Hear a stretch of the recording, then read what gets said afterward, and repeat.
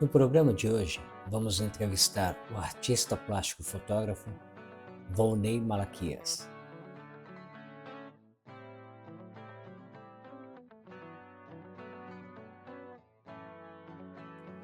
Direto de Lisboa.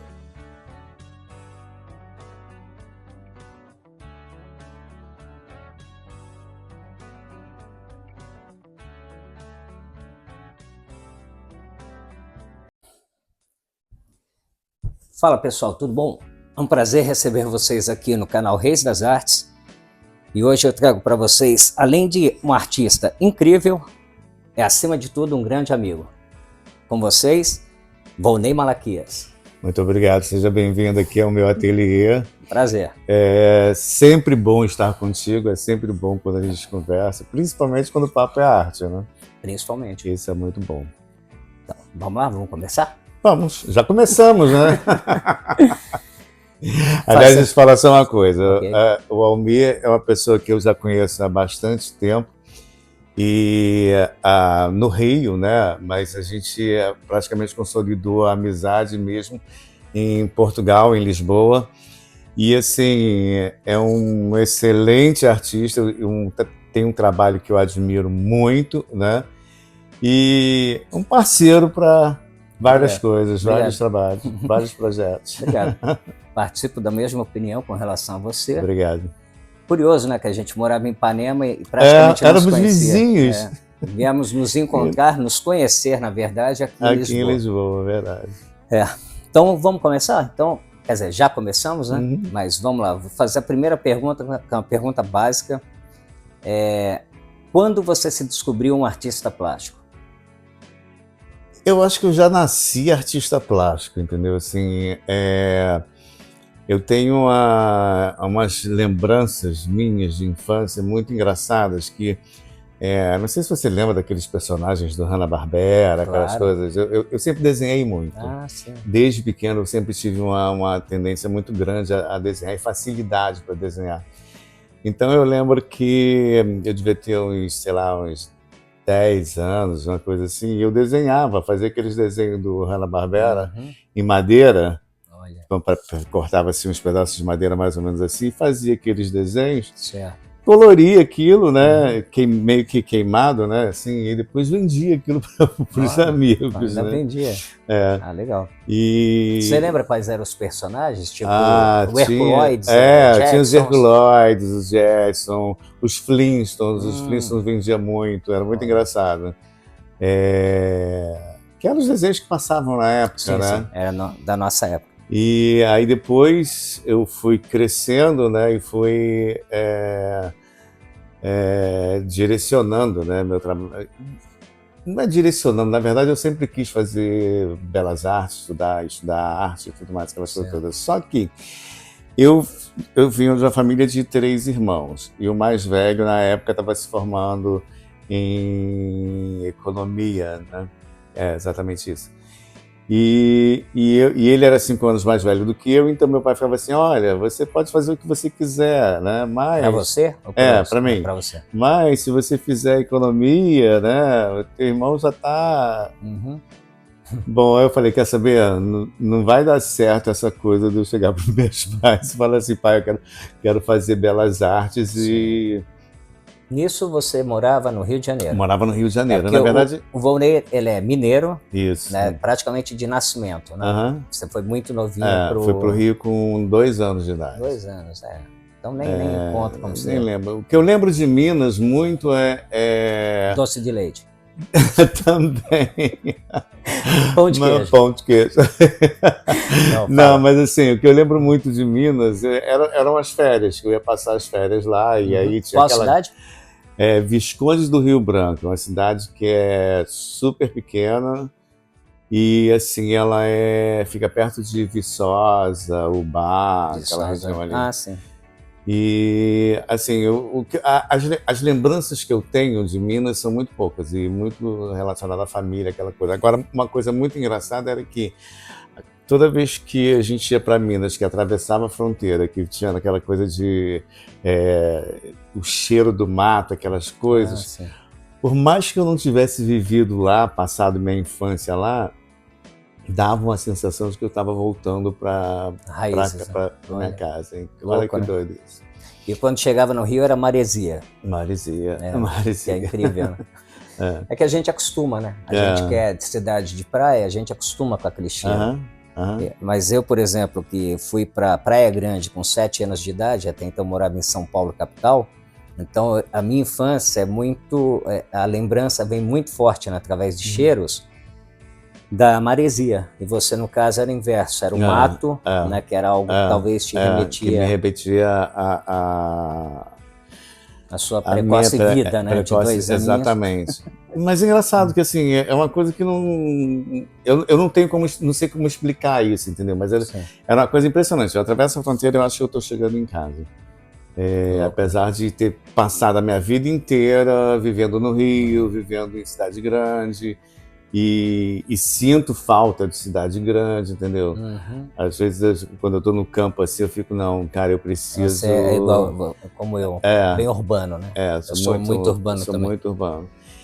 E na época, né, eu, voltando à questão da Belas Artes e tudo mais, aí eu resolvi, quando eu estava para fazer vestibular, né, eu resolvi fazer arquitetura.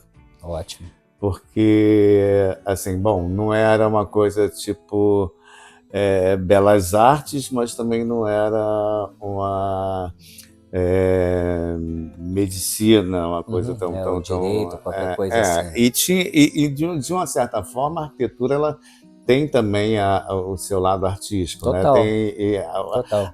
Na verdade, tanto a Belas Artes quanto a arquitetura, né, o que acho que fascina a gente é a criatividade, o processo criativo, você criar alguma coisa para alguém e você criar alguma coisa para o mundo, né? Você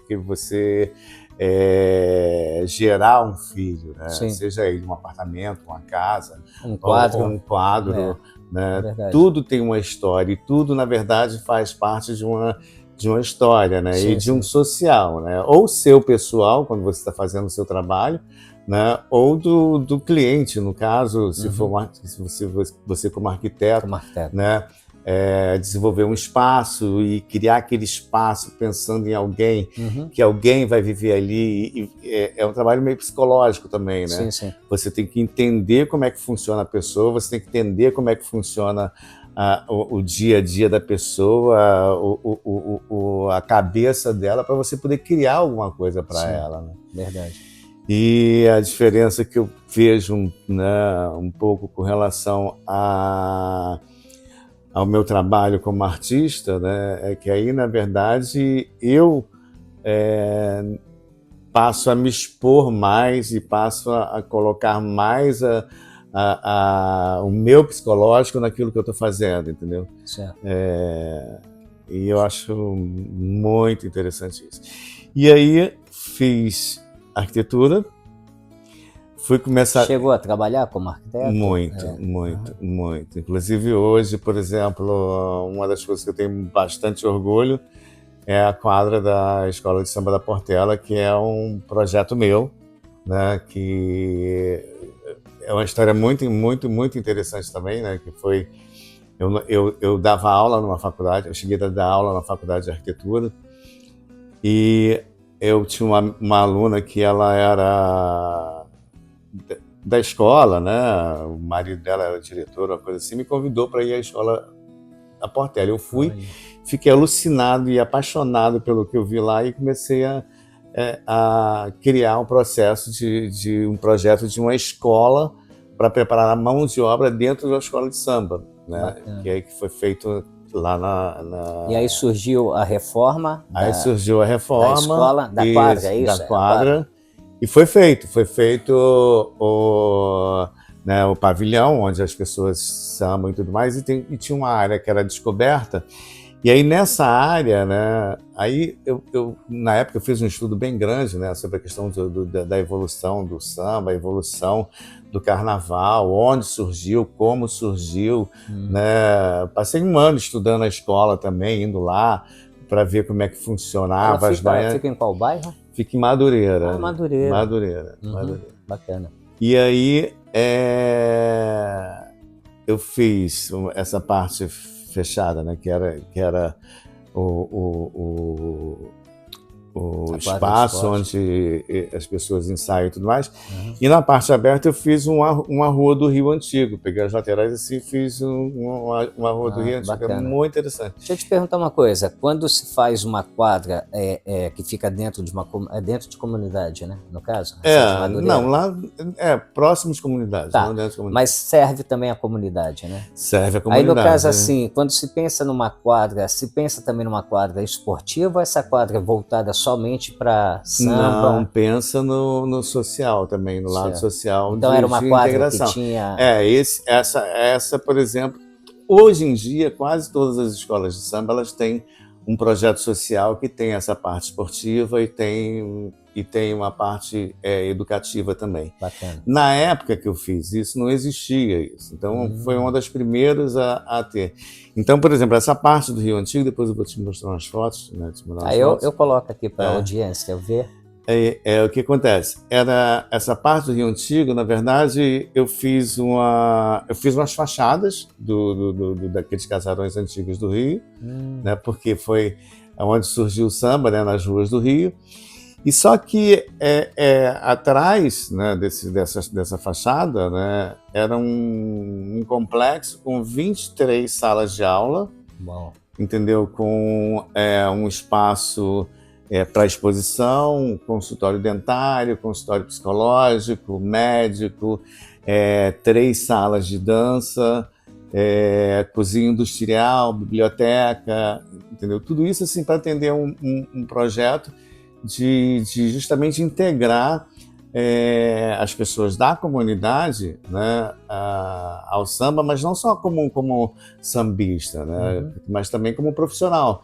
Porque eu lembro que na época eu fiz um estudo de quanto, né, que o carnaval ele absorve de mão de obra, e uma mão de obra especializada, de uma certa forma. Por exemplo, se você pegar uma costureira de carnaval, não é uma costureira normal, entendeu? Porque ela vai trabalhar com lona, plástico, com N tipo de materiais diferenciados. Verdade. Então a ideia era criar, né, dentro desse complexo, né, de salas de aula, formação dos 3 níveis, né, do nível básico, do nível médio e do nível superior ou pós, para atender a mão de obra do carnaval. E muita gente saiu dali, dessa escolinha, né, para trabalhar nos barracões, para trabalhar... Mas na mesma escola ou em outras? Não, em outras também. Então vocês formavam, as pessoas ficavam, e depois eles... Não, na verdade, assim, não era uma coisa específica era para atender o carnaval. Então, assim, por exemplo, é lógico que se eu estou fazendo isso na minha casa, eu vou escolher os melhores para mim, né? Mas não quer dizer que... Mas todos eram muito bons. Então, assim, você tinha, por exemplo, nessas 3 salas de dança, né? Você tinha aula para passista, você tinha aula para porta-bandeira, para mestre-sala, que tudo isso é profissão hoje em dia. Então, assim, você vai para lá, passa o ano inteiro ensaiando, passa o ano inteiro... É um trabalho, né? Quem é como é que chama? Quando a... Porta-bandeira? Não, quando a madrinha da escola de samba. Esse ano você sabe quem vai ser? Nesse ano eu não sei quem é, mas geralmente sempre é uma celebridade. Pessoa... Não. Durante um período eram celebridades, mas depois passou a ser meninas da comunidade, entendeu? Seria o certo. Né? Então quase todas da Portela... porque o que eu tenho visto ultimamente, não entendo muito carnaval, mas o que eu percebo é que cada vez mais as celebridades, que inclusive nem sambar sabe, né? Outro dia acho que a Adriana Galisteu, apesar que eu adoro ela e tudo, mas ela estava sendo super criticada, não lembro porquê, se era porque ela não sambava bem, mas teve a explosão da Paula Oliveira, né? Já tivemos várias, né, passistas. Sim. Né? São passistas que super, né, divulgaram a escola e tudo mais. Aí passou meio que uma fase de todas as escolas querer uma passista famosa. Sim, né? sim. É porque, na verdade, chama atenção, né? Claro. Então, assim, mas você pegar uma pessoa que nasceu ali na comunidade, De que samba, cresceu de no verdade, samba, né? que geralmente é neta de fulano de tal que é do samba. Sim, Então, já tem assim, você já raízes, né? tem. Aí muda a figura, Sim. entendeu? E assim, eu tive umas experiências lá desenvolvendo esse projeto muito legais. Uma delas, a primeira, antes até de fazer esse projeto, existia um espaço lá que era um espaço que era um frigorífico antigo, né? Que eu cheguei lá como arquiteto, né? Eu olhei aquilo, meu Deus, o que é isso? Imagina um prédiozinho, assim, uma sala, mas entulhada de lixo até o teto, entendeu? E aquele não servia para nada. Nossa. E aí eu lembro que na época eles tinham conseguido um patrocínio para criar uma sala de dança, uma coisa assim. E eu fiz o projeto para eles. Fiz o projeto da sala de dança e tudo mais, aquelas coisas todas. Certo. Que inicialmente era para atender uma média de 80 crianças, se bem me lembro. Eu sei que depois de 3 meses você tinha uma fila de espera de, sabe, 800 crianças. Nossa. Depois de 4 meses tinha 1.000 crianças esperando uma sala de aula. Né? Uma pena não poder atender a todos, né? E Almir, deixa eu te falar, quando passou, assim, quando a primeira turminha, né, de balé clássico se formou, né, eles fizeram uma apresentação e me chamaram para ver, olha, o resultado do seu trabalho. Claro, né? claro. E aí você vê aquelas crianças, tudo de comunidade, sabe, com roupinha de balé clássico, dançando. Cara, assim, tu fala, meu Deus, foi para isso que eu cresci, entendeu? Foi para isso que eu... você entende que a função do seu trabalho é outra, não é só, né, você ganhar dinheiro, ou tem que ter o teu lado social também, de uma certa forma. Né? Bacana. E aí... Vamos voltar para as artes? Vamos, é isso que eu ia fazer. É que se deixar, eu vou ficar aqui falando o tempo todo. Ele adora carnaval, então o assunto aqui ia ser carnaval. É uma coisa que me atrai também. Porque também tem o lado criativo, é muito interessante. Claro. Mas aí, na época, eu comecei a fazer arquitetura. E meu primeiro emprego na época foi numa distribuidora de títulos de valores, que não tinha nada a ver com arquitetura, era mercado financeiro. Olha só, teu pai tinha razão, né? Aí... fazer economia. Pois. Aí eu fiquei, acho que um tempo lá, cara, depois... aí larguei a arquitetura, né? E larguei a arquitetura para voltar para fazer economia. Olha só. Porque todo mundo ficava insistindo. Pô, você já está no campo, você está ganhando super bem, não sei o quê, aquelas coisas de né, viajar no futuro. Cara, eu até larguei, tentei fazer uns 2 ou 3 vestibulares, depois falei assim, quer saber, não é a minha praia. Aí larguei tudo, comecei a fazer um estágio num escritório de arquitetura, na época ali em Botafogo, e comecei a fazer belas artes. Falei, não, não é o meu processo é esse, então eu vou me dedicar a isso. E aí terminei a arquitetura e continuei fazendo belas artes por um tempo. Só que depois começou a ficar muito pesado por causa dos trabalhos, né? E aí eu parei um pouco, mas ficava desenvolvendo trabalhos relacionados a isso, né? Assim, tipo, não só fazia os trabalhos pessoais meus, mas eu dei aula há muito tempo numa faculdade de arquitetura, de desenho, de estudo da forma, de plástica, e fiz muito tempo isso. E aí fui desenvolvendo, né, o meu trabalho. Que é esse... Tá, agora a pergunta é, quando entrou a fotografia dentro da sua arte? A princípio você começou basicamente fazendo pintura ou você já aderiu direto para a fotografia? Porque eu comecei com fotografia, para depois ir para pintura. Eu fiz meio que um processo inverso. Eu fiz meio que o processo inverso também, entendeu? Comecei com pintura, trabalhava muito com... E depois que eu comecei a trabalhar com a fotografia, mas... na verdade, assim, eu vejo a minha fotografia como não querendo mostrar que é uma pintura, né? Mas que tem características, até porque quando você estuda história da arte, quando você começa a estudar os movimentos artísticos, você vê que, independente do tipo de técnica que você usa, o tipo de material que você usa, né, seja ele uma máquina fotográfica, ou seja ele pincel, ou seja ele, né, você tem as suas referências, e essas referências é que vão te dar o teu caminho, né? Certo. Então, assim, no caso, a fotografia veio depois da pintura, mas o mais interessante ainda foi que foi uma viagem meio minha nesse sentido, né, de buscar criar conexões com os elementos urbanos, com o que eu vejo, com o que eu tenho como referências pessoais minhas, né? Eu, Certo. assim, tenho como um ídolo meu e uma das referências do meu trabalho, que é o Manuel de Barros, que é um Escritor?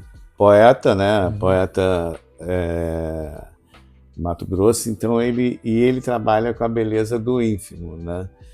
E assim, o trabalho dele é muito interessante porque primeiro, ele trabalha muito com detalhes, ele trabalha muito com fragmentos, cria-se palavras, né? Ele tem um trabalho bem regional, mas bem intenso, né? Certo. E valoriza exatamente as coisas que as pessoas geralmente Não percebem. percebem ou não quer perceber, né? Sim. E aí eu trouxe isso para minha fotografia, mas voltada para o urbano, né? Certo. Assim, Então você super adaptou, né? Você pegou uma ideia. Não, na verdade não Se é poesia, você transformou em fotografia, né? Praticamente uma pintura, como a gente vê aqui esses trabalhos, por exemplo. Então, quer dizer, você pegou, tipo assim, você não faz poesia, você não escreve livro, você não é da literatura, mas você usou alguma coisa. Referência Isso é da muito interessante literatura. isso. A Você, por um referência da caminho literatura. de uma arte, você buscou outra. A referência da literatura. Bem Então, assim, interessante. eu acho que, por exemplo, todo esse meu trabalho, na verdade, são fragmentos, são detalhes de elementos urbanos, né? A diferença aí está no caso do Manuel de Barros, que ele trabalha com as coisas da terra, meu já é questão urbana. Então são detalhes de coisas que às vezes você toca, você passa, você vê, mas que você não tenha o corre-corre do dia a dia, né? Não deixa você parar para namorar aquilo um tempo ou ver a real beleza, né? Das coisas insignificantes, né? Então, o meu trabalho parte muito por aí. E, baseado nisso, né, eu começo aquilo que a gente estava falando anteriormente, né, da questão do psicológico, né, eu acabo transportando para esses elementos, né, o meu psicológico, meus momentos de reflexão, os meus momentos de dúvidas ou anseios e cria uma narrativa em função dessas fotos. Né? Certo. A sua criação, ela vem de um pensamento em uma série, ou ela vai simplesmente de forma espontânea surgindo e não necessariamente segue uma mesma linha? Não, ela segue uma mesma linha, né? Mas assim, geralmente eu busco criar um projeto na minha cabeça, entendeu? Muitas vezes, né, acontece de partir de uma foto que eu fiz, ou partir de um momento emocional que eu esteja passando. E aí aquilo eu começo a criar uma narrativa em função daquilo. E vira uma Entendeu? série, Vira uma série. Interessante. Não, assim, porque é muito legal, por exemplo, você pegar esse quadro aqui, você dá uma olhada nesse quadro, sozinho ele representa uma coisa, mas dentro de um contexto ele já vai representar outra coisa, né? Então, assim, não que não tenha um valor, né, ele só, né? Entendeu? Assim, mas quando você cria uma narrativa, quando você cria um projeto, né, eu acho que fica muito mais interessante você... É um contador de história, né, na verdade. Eu acho que não só... Mas assim mesmo como a acaba pintura... sendo fragmentado, né? Porque quando vai para uma exposição, por Sim. exemplo, né? Seria ótimo se uma única pessoa comprasse tudo, lógico, né? Mas isso geralmente não acontece. Então não, mas as mesmas coisas os seus filhotes vão indo para casas diferentes e aquela história montada fica fragmentada. Né? Fica fragmentada em partes, mas porque assim, eu olho, né, como não fui eu que criei, eu olho, eu acho espetacular ele é que sozinho. Não, né? ele não precisa do irmãozinho não, dele. Na verdade, talvez eu tenha me explicado mal na situação. Não é que que você tenha que ter todas as fotos ou que você tenha que ter todas aquela linha para você entender o trabalho. Não, entendeu? Eu acho que muito pelo contrário. Cada trabalho ele busca, né? Tem muita gente que me fala assim, Ney, adorei essa tua série aqui. Qual que eu compro? Não, você vai comprar aquele que mexe com você, isso entendeu? Aquele que mexe com isso já aconteceu o teu comigo interior. já numa exposição, foi até em Paris. E sabe qual foi a minha resposta? O mais caro. Eu tenho que aprender contigo. Eu apontei um tríptico. Aí eu falei, aquele tríptico ali é o que eu mais adoro. A mulher foi e comprou. Legal, boa. Deu certo. Tá aprendendo? Aprendi.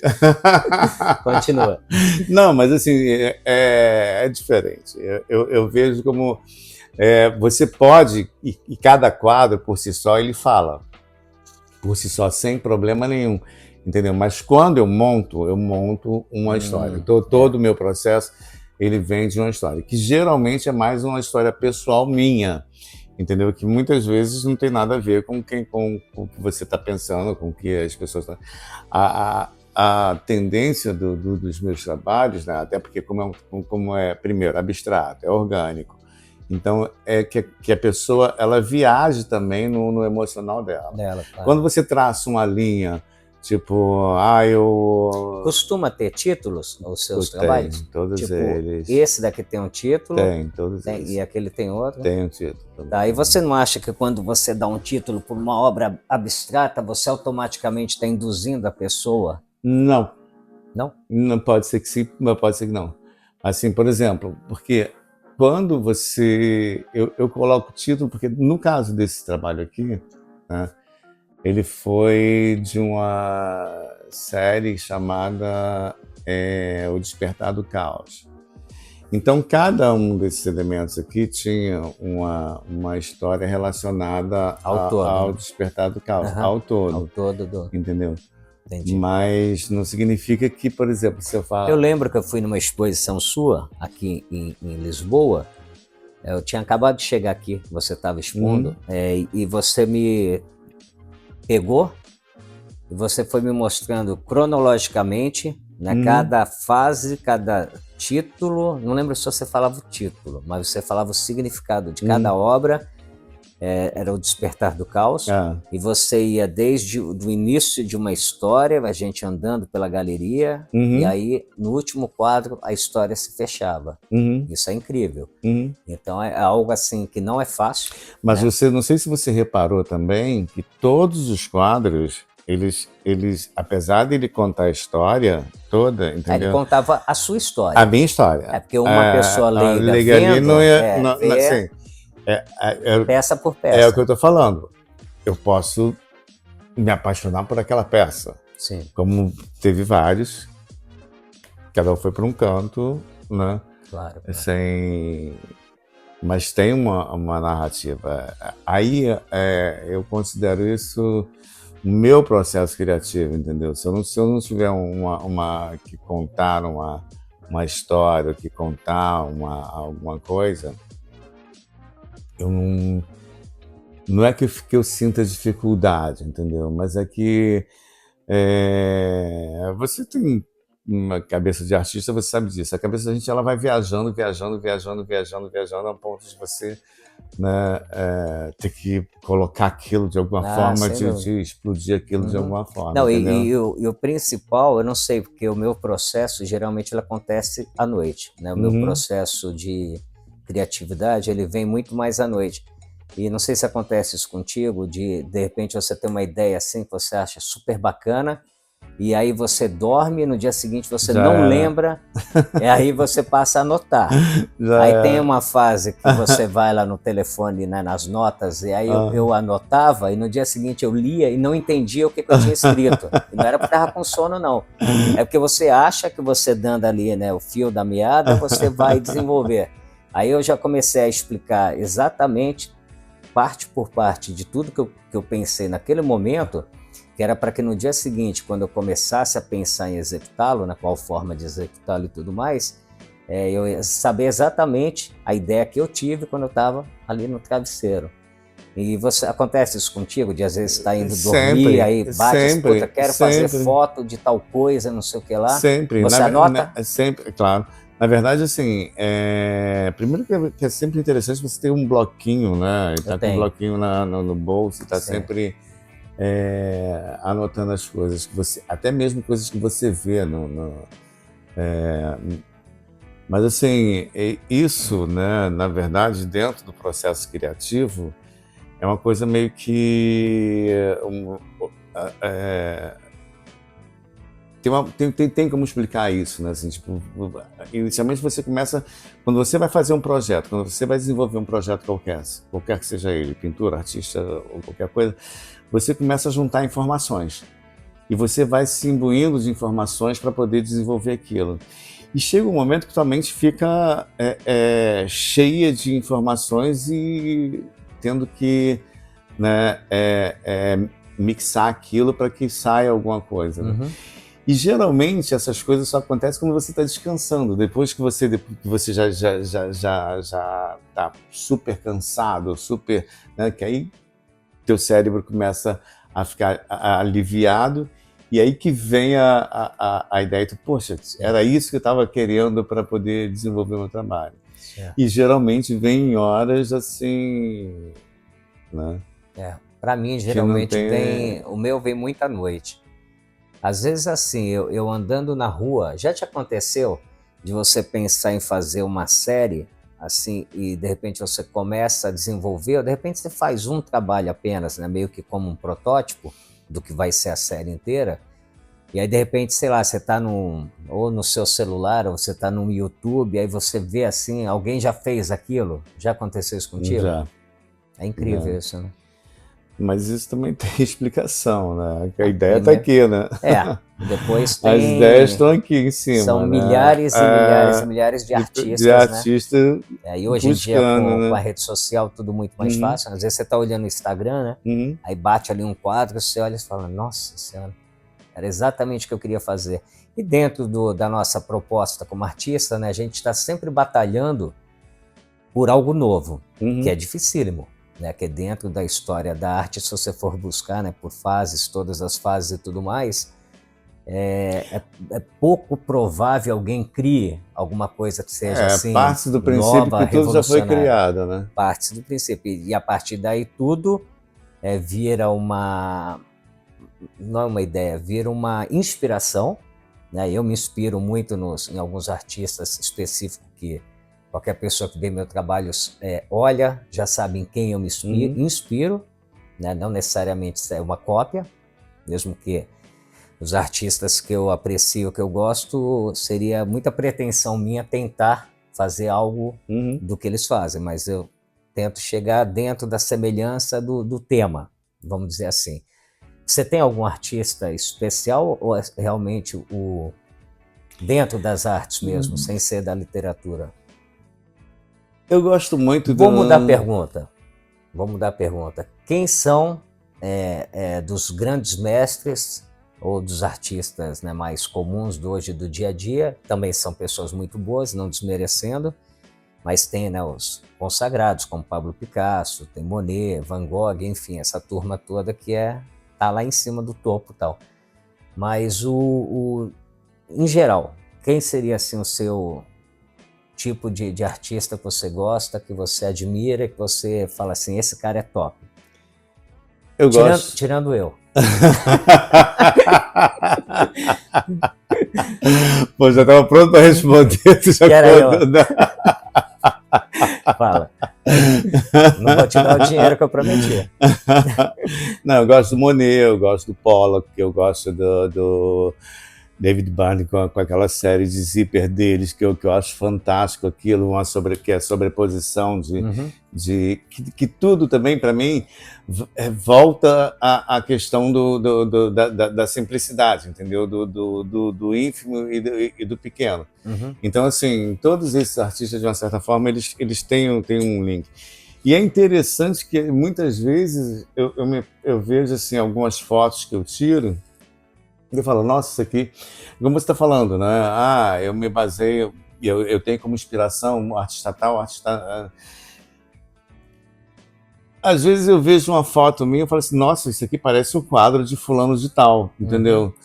Mas são referências, não tem como você fugir das suas referências, entendeu? Assim, você vai estar sempre buscando, e como você estava falando, tudo já foi criado, tudo já foi milimetricamente detalhado e trabalhado, entendeu? Você criar alguma coisa nova é possível? Desde que, entendeu, você tenha uma linha de raciocínio que vai sair dessa linha que já vem acontecendo já há muito tempo. Entendeu? E um novo movimento artístico, você acha que é possível ainda surgir? Tem surgido vários agora com essa questão da inteligência artificial, né? Então você tem vários tipos de arte, né, surgindo, e que tem aquela controvérsia, aquela questão de é porque foi feito pelo computador e isso não é arte, ou porque foi feito por comandos e não é arte. Eu acho que a partir do momento que você cria qualquer coisa, não importa que se seja um sistema matemático para desenvolver um trabalho ou uma pintura lá, um traço qualquer, entendeu? Tudo, né, parte do princípio que foi que você pensou, você vislumbrou aquilo de alguma forma e você fez com que aquilo se tornasse real. Não importa se foi numericamente ou se foi... Entendeu? Entendi. Mas tem muita coisa ainda para surgir, né? E eu acho que a gente está passando por esse momento de transição em função dessa questão da inteligência artificial, entendeu? Assim como aconteceu com a fotografia, assim como aconteceu com da pintura para a fotografia, da fotografia analógica para digital. Exatamente. Foram fases que houve uma resistência, mas... Exatamente, do papel para o computador e por aí foi, entendeu? Verdade. E aí as pessoas entram assim, não, veio para acabar com o que existe. Não vem para agregar, é mais uma ferramenta.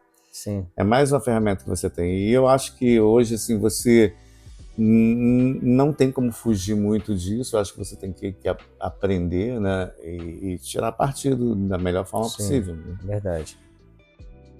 Tendo a tua linguagem, né, e se isso acrescenta a sua linguagem, por que não? Entendeu? Eu acho que vale a pena. Agora eu vou te fazer uma pergunta, não sei se a resposta é fácil, mas eu vou jogar uma bomba no seu colo. Diante de tudo que a gente tem visto hoje no mundo das artes, né, a gente está cada vez mais conectado através de redes sociais e tudo, para onde você acha que caminha a arte no mundo? Vou embora. Eu vou te dar bomba de volta. Eu vou embora. Eu vou te dar bomba de volta. Não. Eu pergunto, você não, responde. Tudo bem. Senão monta o teu canal. Não, tudo bem. A verdade é que a gente está num momento, né, de transição, como a gente estava falando com relação à inteligência artificial, a gente está num momento de transição. E momento de transição surgem muitas coisas. coisas que vale a pena você ter como referência e ter como uma linha para seguir, para chegar a algum lugar, e muita coisa ruim também, muita coisa que você... Pô, não dá para você dizer que é arte, não dá para dizer que é nada, Sim. entendeu? Nem que seja um Deixa eu te movimento qualquer. interromper. Quando você vai numa exposição, você vai numa galeria de arte, vamos botar galeria, não vou nem botar museu, porque museu geralmente eles têm peças que já são mais consagradas e tudo mais. Geralmente o museu funciona assim. Você vai numa exposição, numa galeria de arte, de repente você vê lá um prego amarrado no barbante com uma, sei lá, uma tampinha de Coca-Cola. Uma banana com adesivo na parede. Bem pensado. O que você acha sobre essas artes conceituais? Qual a sua opinião sobre? Bom, eu não daria milhões para comer uma banana, entendeu? É um pouco caro. É um pouco caro para comer uma banana. É complicado, porque você... O que o cara quis dizer com aquilo ali? Entendeu? Porque muitas vezes, assim, você chega... Vamos falar da arte, né? Das instalações, né? Geralmente tem-se um conceito por trás. O cara, por exemplo, ele cria aquilo ali, ele cria aquele monumento, cria aquela história, mas você vê que tem um processo criativo atrás, entendeu? Certo. Sabe assim, eu acho que mais importante do que o produto final é o processo criativo, né? O que fez você chegar àquilo ali, como você chegou àquilo ali. E é lógico, se o resultado é satisfatório e agrada e faz com que as pessoas reflitam, ok, né? Mas assim, eu vejo que muita coisa que é feita, né, que são feitas, não tem sentido nenhum a não ser manipular o processo, bagunçar a o coisa. mundo das artes. Porque você não tem como você chegar e falar assim, olha, voltando, eu não gosto de citar, mas assim, né, porque vai lá, o cara não tem o que fazer com dinheiro, ele faz o que ele quiser. Não, foi um golpe. Esse chinês, ele é um dos homens mais ricos da China. Sim. Né? Ele trabalha com criptomoedas e é uma pessoa que, apesar de bilionário, ninguém nunca tinha ouvido falar dele, a menos, né, quem é ou lá da China ou quem é do meio, né, de investimentos, investidores Bitcoin e tudo mais, né, de moedas, criptomoedas. Mas eu tenho um amigo, por exemplo, que é investidor de criptomoedas, que nunca tinha ouvido falar o nome dele. Então ele se tornou uma celebridade, uma pessoa conhecida mundialmente, por questão de ele, né, arrematar uma banana no leilão, depois ele comer essa banana. Essa exposição, quer dizer, essa obra de arte, eu estava na Feira de Arte de Miami, na Art Basel, quando ela surgiu. Eu tinha estado lá um dia antes, tinha um quadro maravilhoso de uma galeria, eu não lembro se era White Cube ou se era Gagosian, tinha um quadro do Andy Warhol. E esse quadro foi vendido e a parede ficou em branco, ela não foi recolocada. E aí, de repente, eu estava com um amigo, que é até meu agente, e aí eu falei assim, vem ver esse Andy Warhol, coisa maravilhosa, não sei o que, custava 30 milhões de dólares.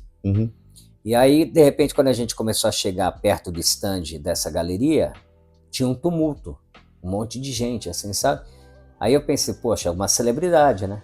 Sei lá, Angelina Jolie, o Brad Pitt estão aqui e tal. Aí eu fui todo animado, né, para ir lá. Quando eu olho, tem uma banana, uma fita tape, e justamente o cara tinha acabado, esse italiano... Ele tinha acabado de colocar. Ele colocou aquilo como uma forma de protesto, né? Mas eu esqueci o nome, agora eu vou deixar o nome dele aqui embaixo, desse artista italiano. Ele é famoso por isso. Ele é famoso por essas intervenções que ele faz. Então aquilo que era uma crítica, quer dizer, um artista plástico também ficar criticando, né, o mercado de arte é meio estranho, né? Acho meio esquisito. Mas enfim, essa é meio que é o que ele faz, o que ele costuma fazer dentro da arte. Algumas coisas que eu conheço dele, pelo menos é isso, entendeu? Sempre é algo assim para provocar, né? Mais uma arte provocativa. Então a história da banana foi isso, e de repente, né, ela foi vendida por um museu, aí depois não sei como é que foi parar no leilão, não sei se era uma segunda edição, terceira edição, o que que era. Que de uma forma até inteligente, né, para quem tem milhões e milhões, bilhões talvez, acho que ele deve ter bilhões, comprou e para ele foi marketing, entendeu? Sim, mas o marketing para quanto? Para durar quanto tempo? 15 minutos Esse é o de fama, problema. 10 minutos de fama, 5 minutos de fama? Entendeu? Aquela coisa que o Andy Warhol Eu vi um documentário uma vez muito interessante, acho que é do mesmo artista. Ele é um galeão que descobriram no fundo do mar, documentário, e com várias obras de arte desde o período, com coisas egípcias e N coisas dentro. Era um barco naufragado? E aí ele tinha um tesouro? E aí o documentário todo foi mostrando tudo aquilo que se achava dentro do galeão, e aí tirava as peças, restaurava, não sei o que, e via que era do século tal, não sei o que, blá. E tu vai vendo aquilo, e tu vai ficando cada vez mais extasiado. No final, né, ele faz uma geral, né, do que foi achado dentro do navio, né, do barco. Cara, aí você tá assim, nossa, que lindo, que maravilhoso, isso aqui, daqui a pouco aparece o Walt Disney de mão dada com o Mickey Mouse. Nossa. Aí tu fala assim, porra. Então tudo era uma farsa? Tudo era uma farsa. Nossa Senhora. Tudo era uma farsa. Você pedia dinheiro de volta ou não na bilheteria? Você assistiu em casa? Não, assisti em casa. Mas tô falando assim, a que ponto que chega de você tá viajando mas é uma sacada, né? Sim, quem fez esse documentário aí enganou legal aí. Você não sabia? Não. Até pouco tempo ele estava no ar, agora eu já não sei mais. Mas valia a pena ver, porque era assim, no final tu ficava muito irritado de ver, tu vai viajando na história, né? Nossa, incrível. Mas enfim, aí é aquela história, é a mesma questão da banana, é a mesma questão da, assim, se é para chamar atenção, se é para... Quanto tempo vai valer isso como arte? Quanto tempo vai valer isso como informação? Quanto tempo vai durar essa informação? Ainda mais no mundo de hoje, né? O mundo exatamente, que é totalmente dinâmico, entendeu? Hoje em dia uma música, depois de um mês lançada, já é velha, né? Já era. Meu filho, por exemplo, pai, essa música aí já tá velha. Aí, pô, você pensa em anos 70, 80, né? Que as músicas demoravam, né, um bom tempo para sair do sucesso, né? Hoje em dia tá tudo tão automático, né? Tudo tão pasteurizado que... Ô, Miro, o que eu vejo assim, como eu acho que ainda tem como você buscar novidades e buscar conceitos e buscar um conceito para um trabalho seu, entendeu? Mas também existem muitas coisas que estão sendo produzidas que não dizem nada, entendeu? Que não, assim, hoje em dia a gente vê com a fotografia, né? Todo mundo que tem um celular acha que é fotógrafo, entendeu? Todo mundo acha que pelo fato de saber rabiscar alguma coisa, eu sou artista, entendeu? Então, assim, falta, não sei, talvez por essa questão da informação, né? Vir muito rápido e muito intensa, né, em uma enxurrada de informação, talvez as pessoas não se preocupem tanto em estar buscando, ou questionando, ou estudando determinadas coisas, que é super importante para você estar produzindo, né, para você estar produzindo um trabalho artístico. Né? Independente, como você estava falando, se você vê o meu trabalho, eu tenho minhas referências. Cara, mas tu tem suas referências por quê? Porque você estudou aquilo. Porque você passou um tempo da sua vida estudando aquilo, entendeu? Assim, e aquela coisa, por exemplo, hoje, se você fala assim, poxa, você como artista, vamos estudar um pouquinho de filosofia, vamos estudar um pouquinho para entender o que, que é a essência humana, para entender o que, que é o eu humano, né? Até para você saber por que, que eu fiz isso, por que, que você fez aquilo, né? Hoje em dia ninguém tem essa paciência para isso. As pessoas, elas geralmente é o olhar, olhei, gostei, pronto, acabou, e não tem um questionamento, entendeu?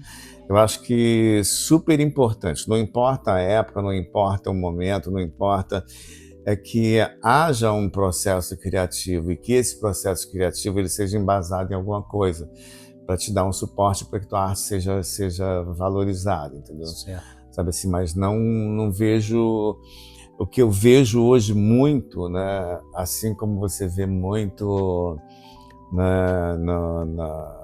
nas redes sociais, né?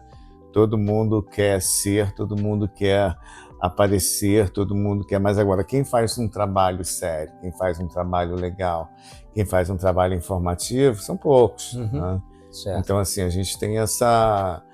E o mundo da arte é muito isso também, entendeu? E, assim, tem como prosseguir, tem como você criar coisas novas, tem como você buscar coisas novas, ou até retroceder também, entendeu? Buscar coisas antigas e reinventar. Sim.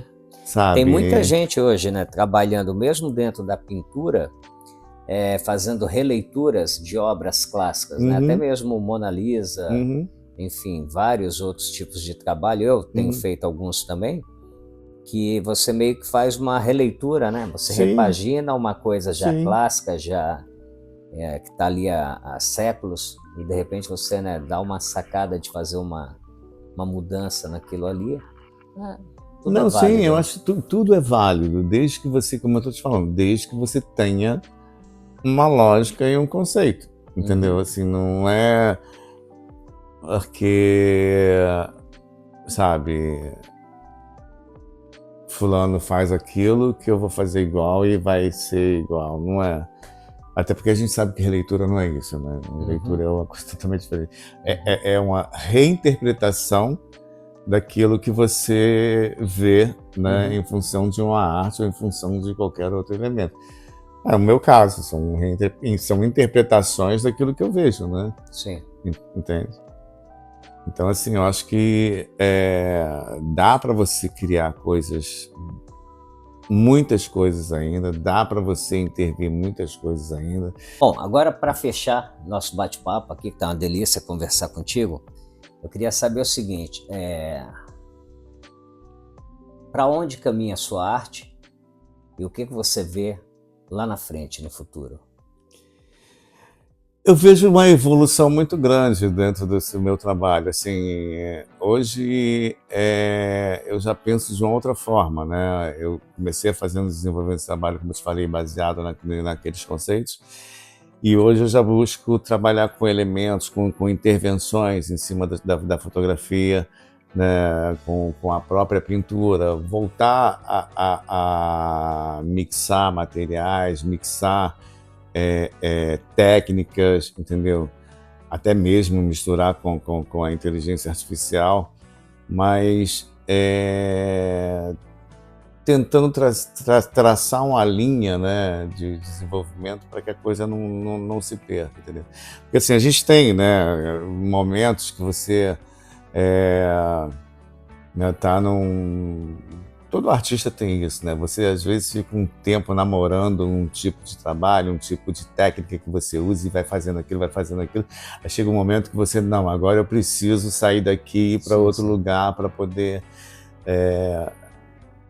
chegar em algum ponto, né? Então, assim... Aí tem momentos também de hiato, né? Que você fica assim, sem inspiração sem para nada, né? inspiração para nada, Eu já e passei um momento assim 6 meses, por exemplo, sem ter nada em mente para criar, pensando em alguma coisa nova, né? No caso, você vai desenvolvendo algo que você já tinha, mas aí você fica ali com a cabeça, né? Você deita no travesseiro e fica, o que eu posso fazer? O que eu posso fazer? Você pesquisa, você, né, vai buscando coisas, referências, tudo, e a coisa não funciona. Aí, de repente, você tem um estalo, né? É o que eu te falei, aquela coisa que eu já tinha falado anteriormente, né? Chega no meio da madrugada, assim, ih! Dá para fazer isso aqui assim, sabe? Se tu não anotou na hora, já era, perdeu. É, verdade. Mas eu tô trabalhando muito isso, eu tô trabalhando muito essa questão de desenvolver Você pensa em voltar a pintar? Penso e já estou fazendo alguns trabalhos dentro, né, desse... Eu não quero sair disso aqui por enquanto, mas eu quero desenvolver isso até um estágio que eu acho que ainda vale a pena desenvolver, entendeu? Uhum. Um estágio que eu acho que dá para chegar. Então, eu estou brincando com materiais, estou brincando com texturas, em cima de texturas, estou criando outra forma de ver, mas a essência do trabalho eu quero manter a mesma, entendeu? Certo. Eu quero que as pessoas vejam e que elas tenham essa necessidade de dialogar ou de se ver, ou de se projetar, ou de, sabe, ter esse link com o objeto, entendeu? Com o trabalho em si. Entendi. Mas estou, assim, estudando muitos materiais diferentes, aqueles rolos ali, tudo brincadeirinhas. São estudos? Brincadeirinhas que eu estou Bacana. fazendo. Depois a gente pode mostrar alguns para a audiência. Agora, para fechar o programa, olha lá para o pessoal e fala para mim seu Instagram. Meu Instagram é Volney Malaquias fotos com PH, né? E... Não sei. Só? O Instagram é só isso. Ah, não, você só tem um Instagram? Não, eu tenho 2 Instagrams. Não, mas o oficial o oficial é Volney então Malaquias fotos com PH. Achei que você estava me perguntando qual que era o endereço do segundo. Não, eu falei, não, vou saber. não sei nem do meu, vou saber do teu. Não. Não, então, qual rede social mais você tem? Eu tenho... Para trabalho, na trabalho verdade, é o Volney Malaquias fotos, é o Instagram. É o que funciona para trabalho, para te achar, para me bots, achar, tudo mais. Conhecer teus trabalhos. trabalhos. Então foi isso, pessoal. Vocês estiveram aqui, Volney Malaquias, com a segunda entrevista do meu canal Reis das Artes. Então quero deixar meu agradecimento a você. Obrigado pela sua presença. Imagina, querido. Sempre bem-vindo. A sua presença na sua casa, né? Mas valeu. Até a próxima. Então tá. Tchau, pessoal. Tchau. O que eu estou fazendo agora, eu estou começando a criar dentro da forma, né? Buscando dentro das formas que já existem, novas formas e trabalhando com elas. A proposta aqui, na verdade, é começar a brincar com símbolos, né, de elementos indígenas, né, indígenas brasileiros, né, e africanos, né, que são as nossas origens, e começar a brincar com essas texturas que já existem, que já são feitas na fotografia, e começar a criar em cima delas, entendeu? Mas são estudos que eu estou fazendo que vai... Né, a gente vai brincando. Mas isso aqui, por exemplo, seria aqui um animal? Sim. Se ele não tivesse aqui, existiria por trás do trabalho, na textura, a forma dele? A forma, porque às vezes a gente não vê, né? A gente vê em nuvem, você vê um coelhinho, aí de repente numa mancha. Não, aqui na verdade... alguns sim, mas outros, esse aqui por acaso não. Esse aqui eu criei ele para ver como é que ele ficaria dentro da coisa. Mas, por exemplo, tem algumas formas, né, que saem, por exemplo, essa aqui já é uma coisa que está dentro da própria textura. Aqui, por exemplo, tá vendo? Eu comecei a brincar com duas tonalidades, uma mais escura e uma mais clara. Aqui, por exemplo, nesse meiozinho aqui, né, você já vê mais ou menos um animal parecido, né? Mas assim, só que pequeno, né? Parece um ursinho, né? E aí eu comecei a brincar. Então, assim, eu estou fazendo coisas... Aqui eu já comecei a brincar com as linhas, né? Com as linhas diferenciando os planos, né? Fiz uns recortes também para ver como é que fica, né? E a verdade é assim... Em algum momento vai parar, né? Em algum momento vai... E isso aqui, essa figura aqui, foi uma das primeiras imagens de figura humana encontradas no Brasil, né? Em cavernas? Em cavernas, Pinturas né? rupestres? Pinturas rupestres, Olha, exatamente. bacana. E aí eu gosto muito dessa figura, então eu até brinquei aqui um pouquinho e a tendência é meio que trabalhar com a repetição com ela, né, para ver o que acontece. Muito bacana, e parabéns. Gostei E disso. assim, então, para você ver, apesar de estar trabalhando com textura, né, ainda tem muita coisa para fazer, né? Assim, inicialmente começou com um conceito, né? A proposta é que esse conceito ele vai evoluindo, vai evoluindo até chegar um momento de explosão novamente, né? Uhum. E aí aqui eu tô brincando com linhas, estou brincando com e assim